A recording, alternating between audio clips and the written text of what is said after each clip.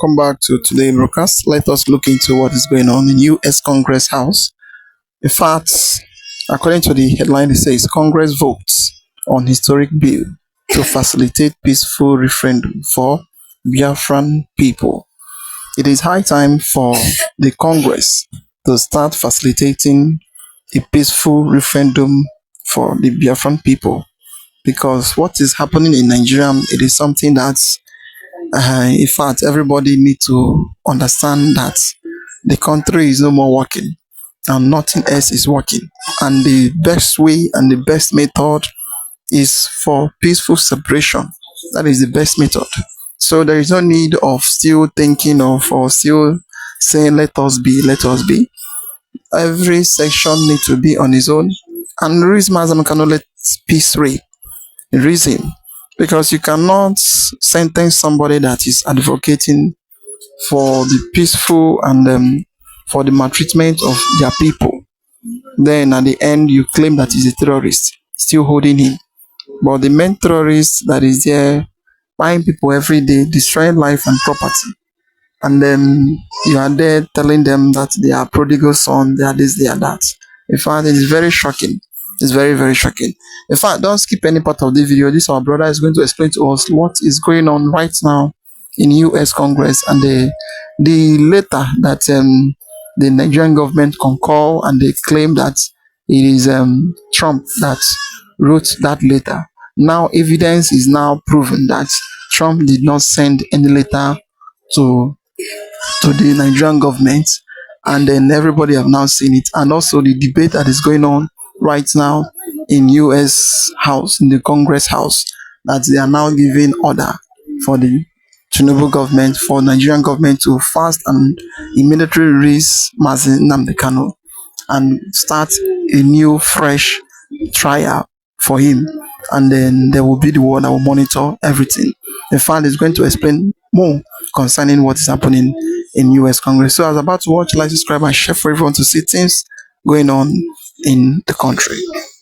By the foreign committee in the US. Yes, the US government has also made that a very public through the US lawmaker Rally Moore. We have also seen Ted Cruz come up to make it very clearly that there's no actually going back. Nigeria has not been able to meet up with the conditions given by the US government, which was also echoed a few days ago, just like you are going to watch this video, but there is a developing story about what that letter actually means. I'm not talking about the forged letter. I'm telling you now, there is serious tension. The lobbyists within the structures of the U.S. government are the one who actually use the White House staff, to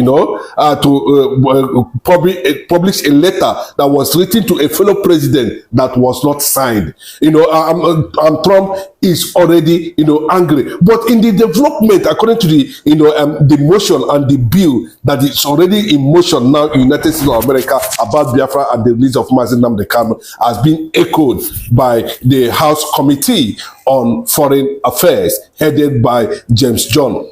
And in that process, we noticed that Mike Waltz, and his colleagues also made it very clearly that there is a particular letter that has been sent to, the same letter that has been sent to, a United Nations, and that we learned allegedly or reportedly that have been copied to Aso Rock.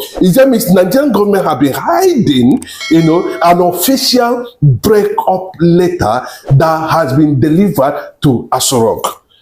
Most of these things now we are being revealed, and that is why the U.S. Congress is already, mandating the United Nations and to the Guterres to act immediately. This is no longer, funny, because if you see what the U.S. is coming about with, it is sending a serious panic.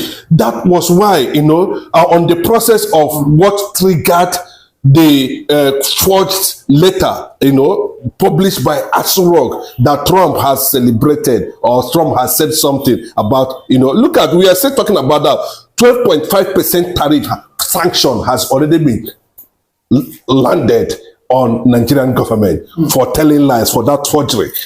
Trump has cancelled every tariff. Was this intentional, or was it a mistake, or do you not think the president is just trying to do a damage control? Because we've seen in the time past, just like you said, they cannot meet up with the condition that have been given to them. Do you think that Aso Rock are in big fear? And again, we've seen that, don't forget that Biafran delegates are making serious move in the White House. They are making big move in the Israeli Knesset, and other countries like Brazil, Germany, they are backing Biafra. Do you not think that's why President Tinubu is saying, no, I cannot be the last president. No, my own lifetime, I'll be the last president of Nigeria? Let me just tell you, we are very correct, and that was what a lot of people don't know what triggered, it was something that was happening, diplomatic push and war that was happening behind this scene that, triggered the Nigerian government publishing that, letter, because there was pressure from behind that they should make it available, that a signatories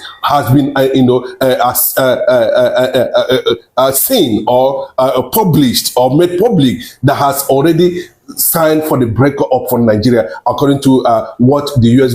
lawmakers and Congress is telling the United Nations, to compel Aso Rock to publish copies of an agreed breakup over the non-compliance of the conditions given in the past by the United States government, even before the bomb landed in Sokoto prison in Sokoto, or the US bomb landed in Sokoto. They have been giving conditions on that, but Nigeria has not been able to fulfill that. But you see, this is actually what triggered what we are seeing now. The former NATO chief Walid Ferez, we are seeing, Mike Was, we are seeing what is happening in the Congress now, and from what we've gathered, Nnamdi Kanu and Nelson Mandela has made history. Bola Ahmed Tinubu's name is not there. In fact, Nnamdi Kanu has broken the Guinness Book of Record as being among the blacks, the first blacks to be discussed in the Congress. After Nelson Mandela, the next person is Nnamdi Kanu. Then, if Nelson Mandela can get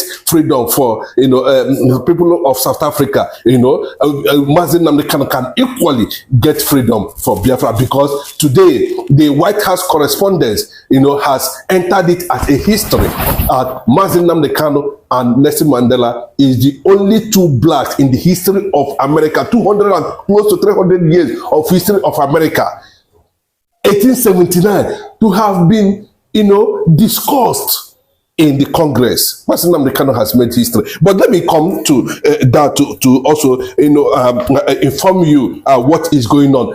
Today, the United Nations and also the American allies have ordered that the former NATO chief, launches International Freedom Coalition, as organization, which has also been launched. It has also been launched, and what does International Freedom Coalition actually stand for? Is that means Biafra is is building a formidable ally. It's not just going to be a nation that is going to just to emerge.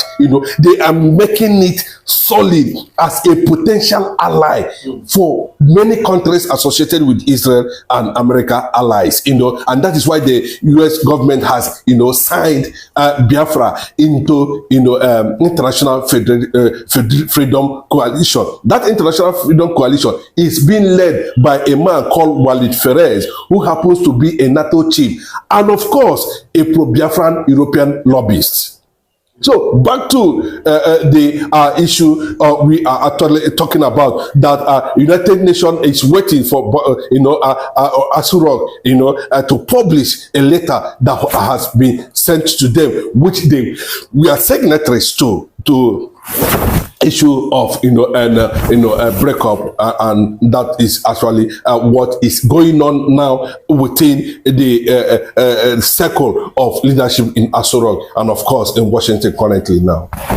But we saw what John James said yesterday.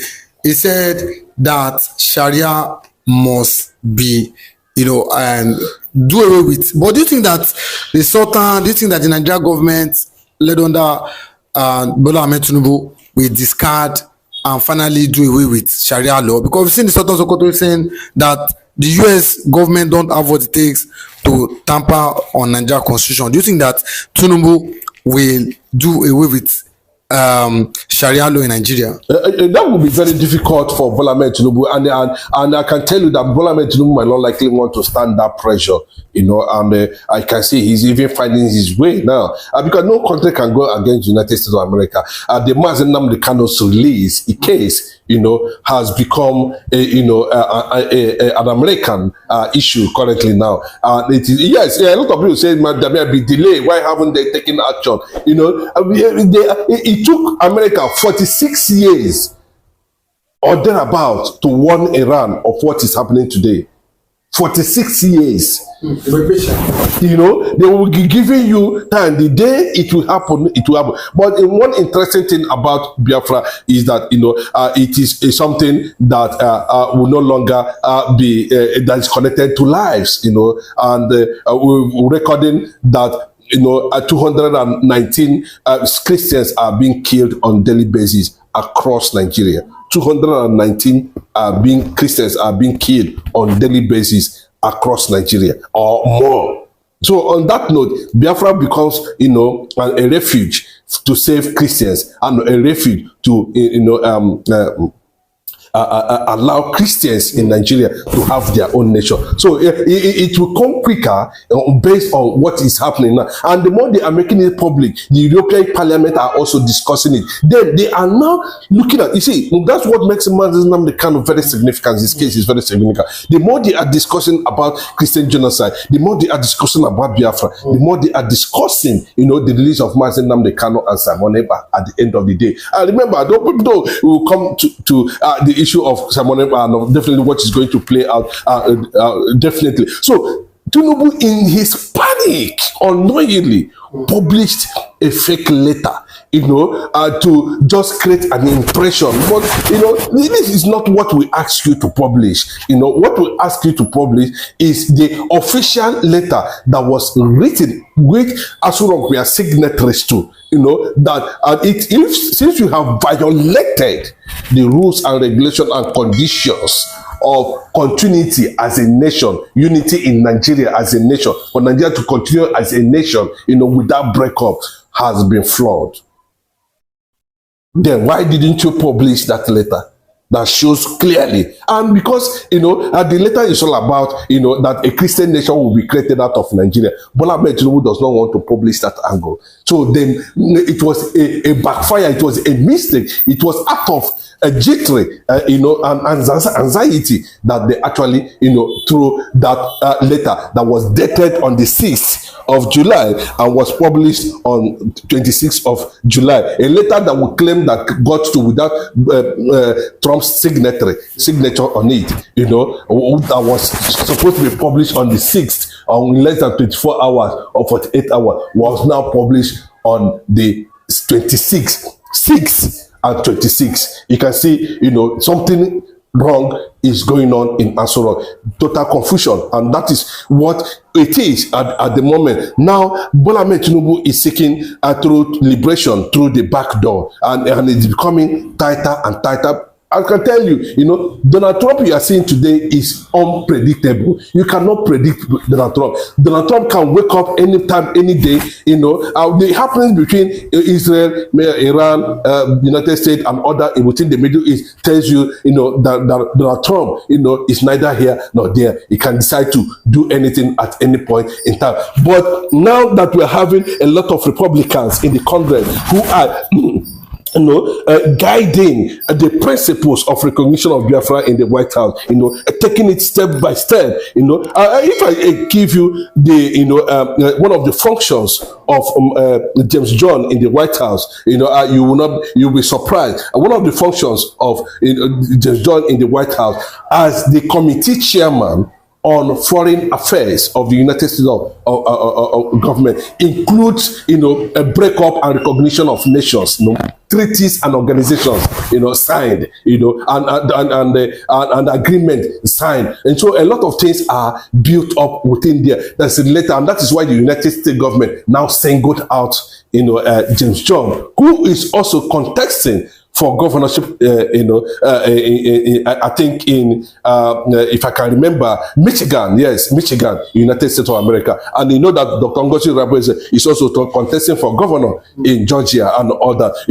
A formidable force is building for the recognition of, Biafra as an end of the day. But, Mazi Nnamdi Kanu has become a hero at this point in time. And you can see what that has actually brought to Mazi Nnamdi Kanu. His name has been registered in the Oval Office as the second black man to be discussed in the Congress.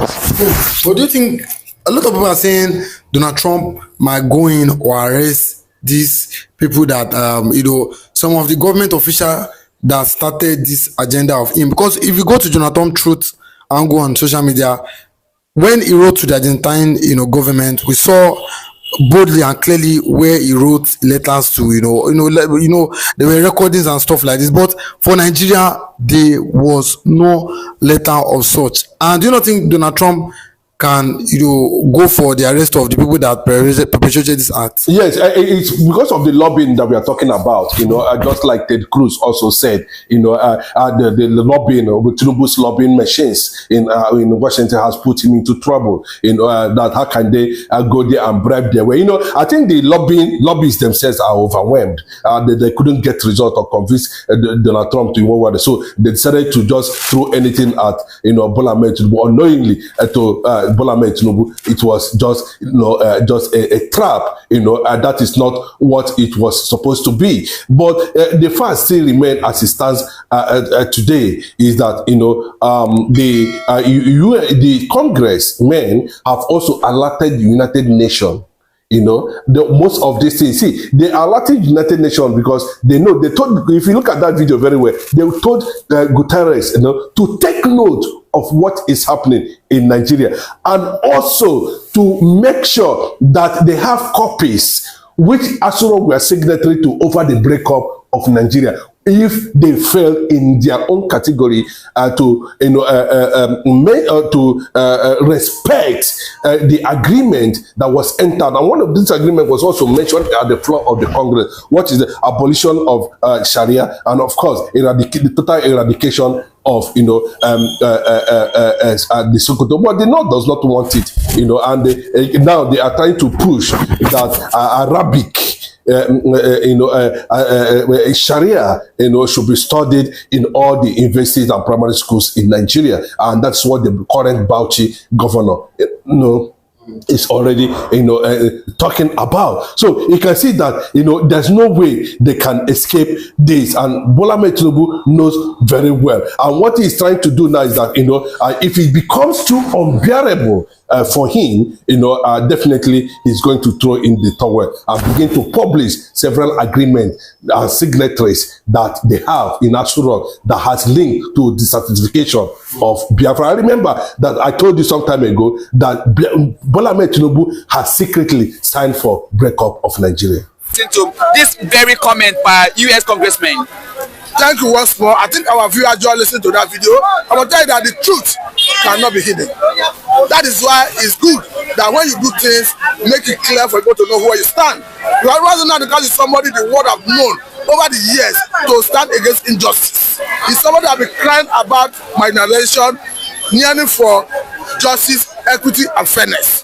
And as well as even before now, we are seeing an arm of UN that is in charge of arbitrary decision of persons, calling on the Nigerian government to release the person unconditionally.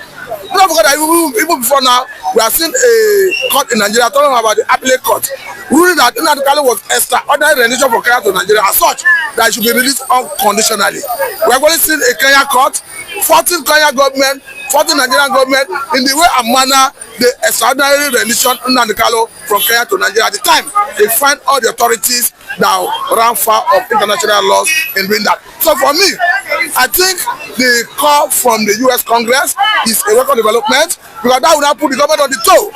We have seen judgment in Nigeria where some terrorists will be given lesser punishment. These are people who have even confessed to the crime. That in case of Nnamdi we saw somebody even at the level of the trial court asking the judge, do you have a right to waive my right of final address to the court? We clearly saw judge that was telling him, go on appeal. Just like what Jonathan said, that in Nigeria the trend is always go to court.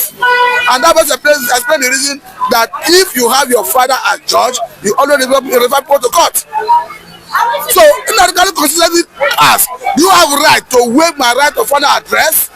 One would have expected that even though he was defending himself, that he would have been accorded that right to give his final address to the court. So are you telling me that Nigeria government was wrong by sending Nnamdi Kanu to life imprisonment? If Nnamdi lawyers and Nnamdi supporters did not believe that Nigeria government was wrong, there is no need for appeal. And I want to tell you that the appeal is before the appellate court in Nigeria. And I want to tell you that the cross appeal issue 5 of federal government to even have Nnamdi convicted to death and returned by the same court. So what do you think will make Nnamdi Kanu to get this kind of attraction and attention from the international community? Who is Nnamdi Kanu? Nnamdi Kanu stands for truth. He stands for liberation of the press. He has been echoing this. He was like a lone voice in the wilderness. Before his arrest and incarceration, Nnamdi Kanu was like the only person speaking against what the Fulani terrorists have been doing in different parts of the country. No wonder currently we are not seeing Hausa advocates who are now representing Nnamdi Kanu as the only voice speaking in the wilderness against the terrorism being perpetrated by the Fulanis in Nigeria before his arrest and incarceration. I want to tell you that before now, nobody speaks for Nnamdi Kanu in the northern part of the country, but currently we see Hausa advocates rising, not just searching Nnamdi Kanu, they will play Nnamdi Kanu video to the world, for the world to see that this man stood for justice, equity and fairness.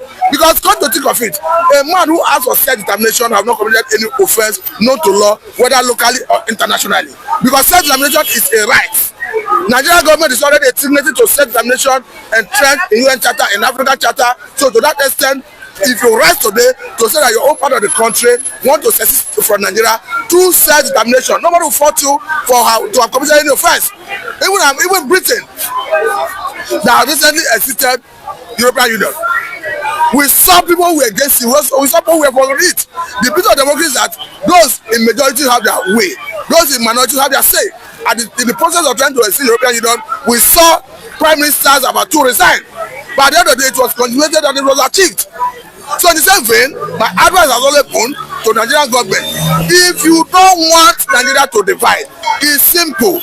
Bring UN, bring world bodies, African Union, bring ECOWAS, bring everybody, come and superintend over and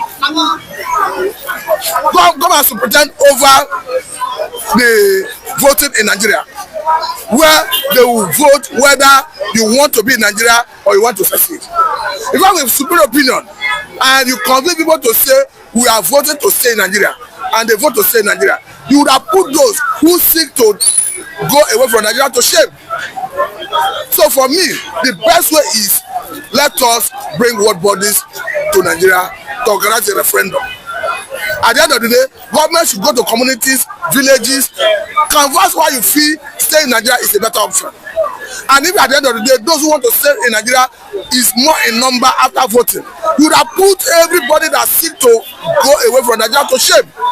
That's the best way to do it, rather than harming and intimidating people.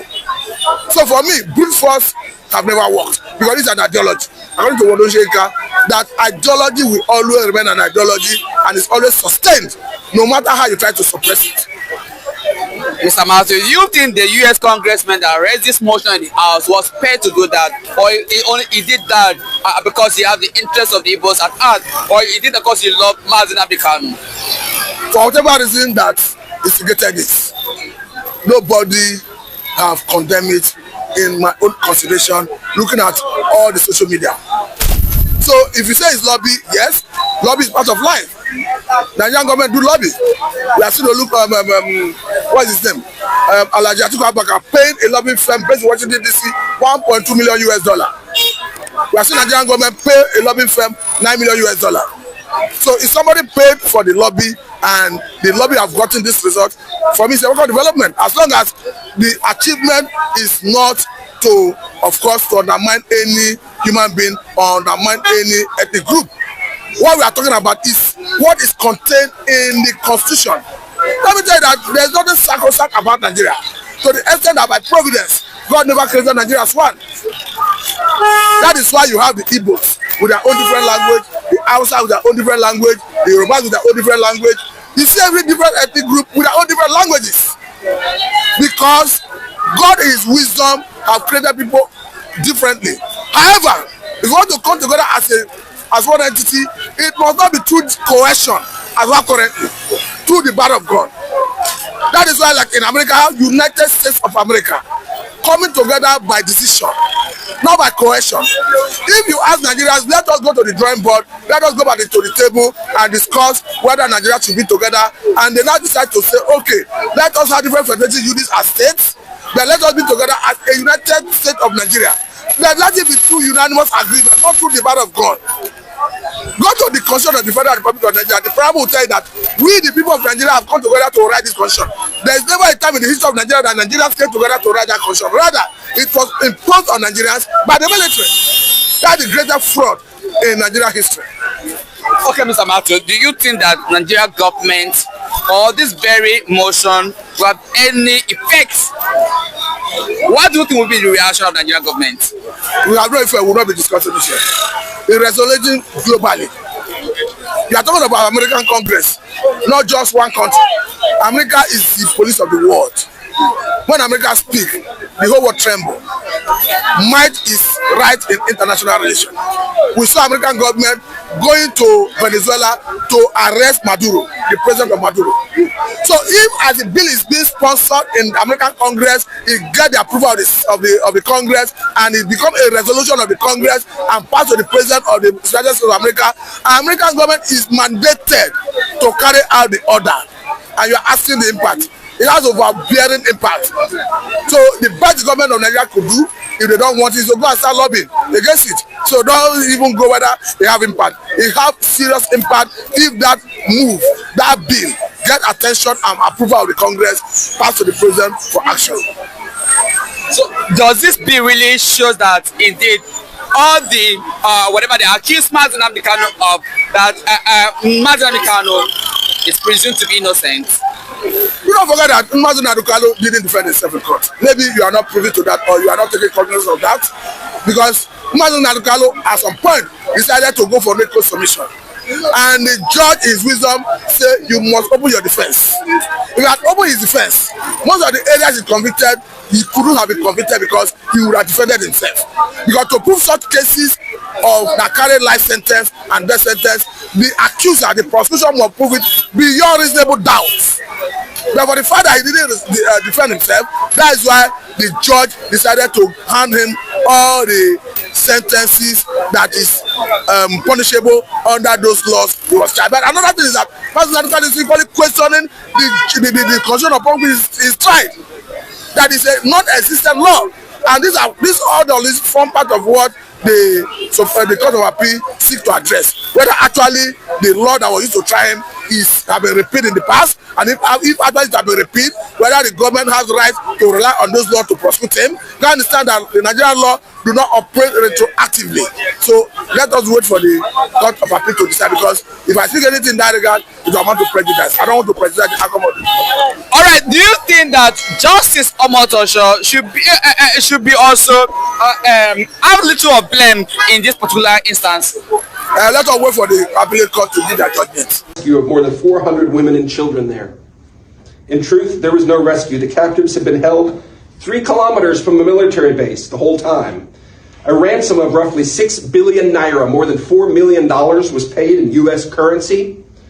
Nearly 10 years of that entire local area government's budget handed by the Nigerian government to a designated foreign terrorist organization. I've spoken with the man who brokered these terms. He has terrorists on tape confirming it, others on the ground confirm it too. The Nigerian government called it a rescue. When the release was announced, my acquaintance went there to look for his nieces. He was told they were not released because they had resisted converting to Islam.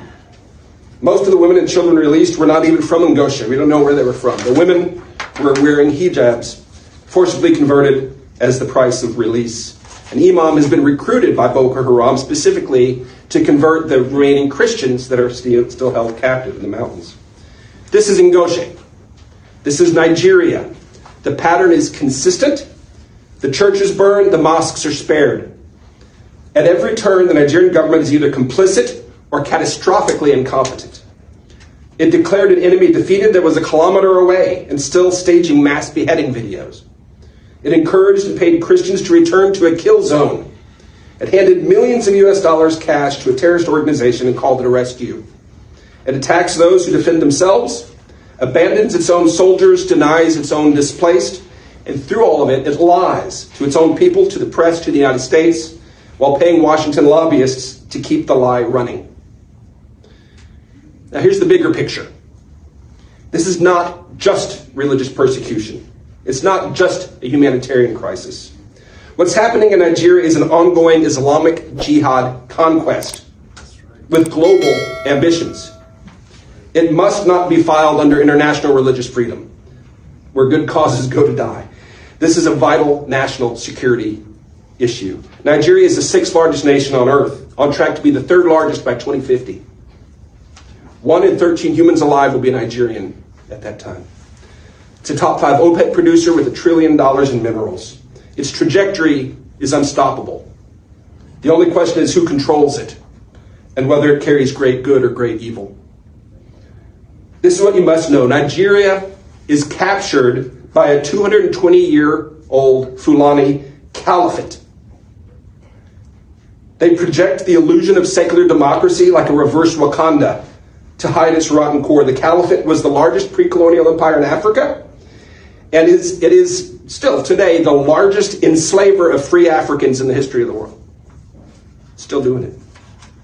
Its founder was a Fulani warlord, Usman Dan Fodio, a blood descendant of Muhammad. His teachings are widely revered and taught today. His grave site's like a mini Mecca, they call it. He founded the caliphate explicitly to be the platform for the Mahdi, the prophesied jihad messiah. That's all through his writings, his teachings, which are still taught and revered today. To purify the platform for the Mahdi, he taught and practiced a virulent doctrine that Muslims who do not submit to their rule and join the jihad must be slaughtered.